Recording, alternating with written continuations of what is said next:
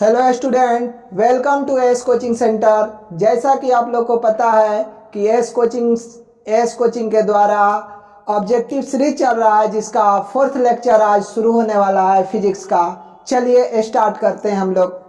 पहला क्वेश्चन है आपका, स्वस्थ मनुष्य के शरीर के विद्युत प्रतिरोध होता है।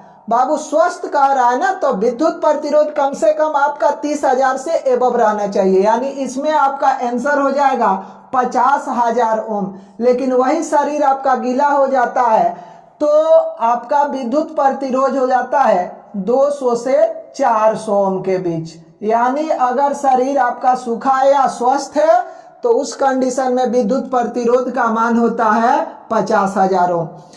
अगला क्वेश्चन है 2 नंबर, कूलम्ब बल है केंद्रीय बल, विद्युत बल, दोनों इनमें से कोई नहीं। तो बाबू जो कूलम्ब बल होता है केंद्रीय बल भी होता है और विद्युत बल भी होता है, यानी आंसर नंबर आपका सी सही हो जाएगा, यानी ऑप्शन सी को करेक्ट कर सकते हैं। तीसरा क्वेश्चन है आपका, आयाम मॉड्यूलेशन सूचकांक का मान होता है। जैसे डिजिटल सर्किट के लिए आप लोग जानते हैं बाबू 0 नहीं तो 1, तो आयाम मॉड्यूलेशन सूचकांक का मान होता है 0 तथा 1 के बीच। 4 नंबर क्वेश्चन है, निम्न में से किसका अपवर्तनांक सबसे अधिक होता है? Glass, water, air, diamond. बाबू आपको पता होना चाहिए डायमंड का अपवर्तनांक सबसे ज्यादा होता है, यानी 2.42, जिसके कारण ये डायमंड जो है आपका चमकता भी है। 5वां क्वेश्चन है आपका, प्रकाश के रंग का कारण है। प्रकाश के रंग का कारण है इसकी आवृत्ति, इसका वेग, इसकी कला, इसका आयाम। तो प्रकाश के रंग के कारण होता है बाबू इसकी फ्रीक्वेंसी। फ्रीक्वेंसी पे आपका डिपेंड करता है प्रकाश का रंग।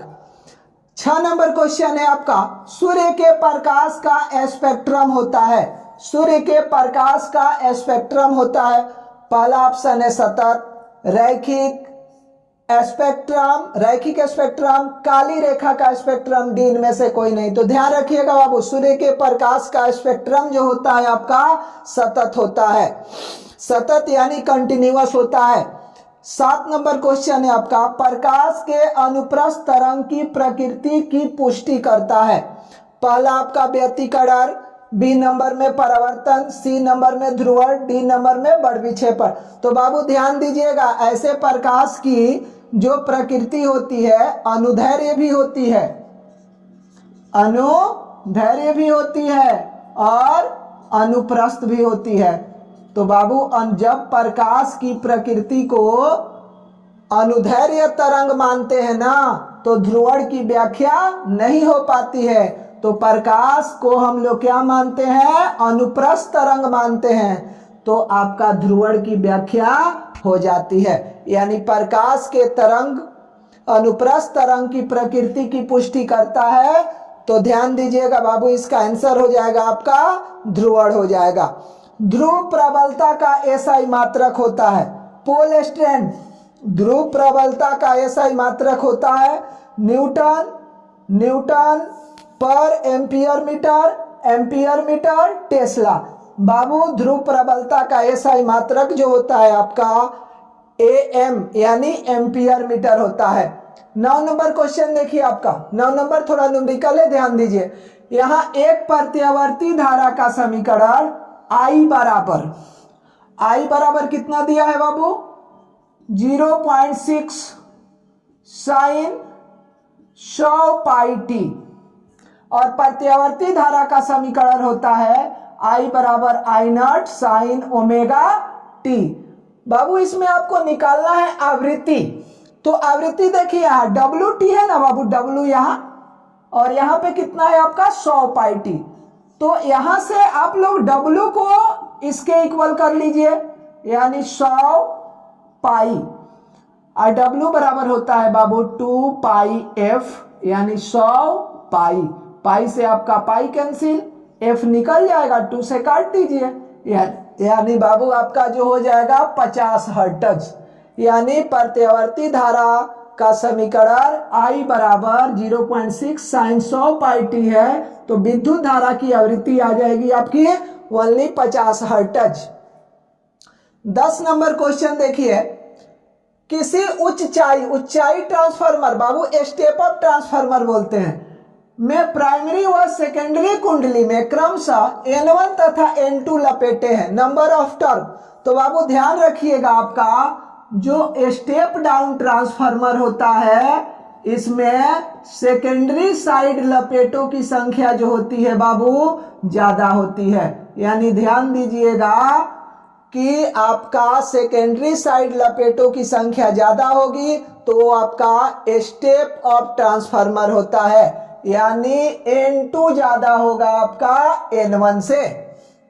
11 नंबर क्वेश्चन है, इलेक्ट्रॉन वोल्ट इकाई है। बाबू इसको ईवी देखिए, कहीं ईवी लिख देता है, इलेक्ट्रॉन वोल्ट।